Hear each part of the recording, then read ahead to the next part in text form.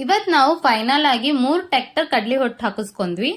ಇವತ್ತಿನ ಸೀರೀಸ್ ಒಳಗ ಕಡ್ಲಿ ಹೊಟ್ಟು ಬಗ್ಗೆ ಹೇಳ್ತೀನಿ. ಮರಿಗಳಿಗೆ ಕಡ್ಲಿ ಹೊಟ್ಟು ಯಾಕೆ ಕೊಡ್ಬೇಕು, ಕೊಡೋದ್ರಿಂದ ಏನೆಲ್ಲ ಉಪಯೋಗ ಆಗುತ್ತಂತ ಹೇಳ್ತೀನಿ. ವಿಡಿಯೋ ಲಾಸ್ಟ್ ವರ್ಗು ನೋಡ್ರಿ. ಇಂಥ ಫಾರ್ಮಿಂಗ್ ಟಿಪ್ಸ್ ಗೋಸ್ಕರ ನನ್ನ ಪೇಜ್ ನ ಈಗ ಫಾಲೋ ಮಾಡ್ರಿ.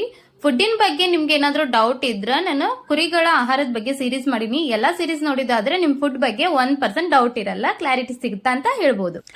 ಇನ್ನ ಕಡ್ಲಿ ಹೊಟ್ಟು ಮರಿಗಳಿಗೆ ಕೊಡೋದ್ರಿಂದ ಏನ್ ಉಪಯೋಗ ಅಂದ್ರ, ಕಡ್ಲಿ ಹೊಟ್ಟು ಹುಳಿ ಮತ್ತು ಉಪ್ಪಿನಾಂಶ ಇರುತ್ತ. ಮರಿಗಳು ಕಡ್ಲಿ ಹೊಟ್ಟು ತಿಂದ್ಮೇಲೆ ಜಾಸ್ತಿ ನೀರ್ ಕುಡಿತಾವು. ಜಾಸ್ತಿ ನೀರ್ ಕುಡಿಯೋದ್ರಿಂದ ಮರಿಗಳ ಡೈಜೆಷನ್ ಪವರ್ ಚೆನ್ನಾಗಿರುತ್ತ.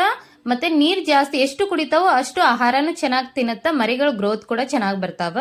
ಹಂಗಾಗಿ ನೀವು ಒಣ ಹೊಟ್ಟೆ ಏನಾದ್ರೂ ಹಾಕಾತೀರಿ, ಒಣ ಮೇವು ಹಾಕಾತೀರಂದ್ರ ಅದ್ರೊಳಗ ಕಡ್ಲಿ ಹೊಟ್ಟೆ ಇನ್ಕ್ಲೂಡ್ ಮಾಡಿ ಹಾಕ್ರಿ. ಚೀಪ್ ಅಂಡ್ ಬೆಸ್ಟ್ ಅಂತ ಹೇಳ್ಬೋದು. ಎಲ್ಲಾ ಹೊಟ್ಟೆಗಿಂತ ಕಡ್ಲಿ ಹೊಟ್ಟ ಕಡಿಮೆ ರೇಟ್ ಸಿಗುತ್ತಾ.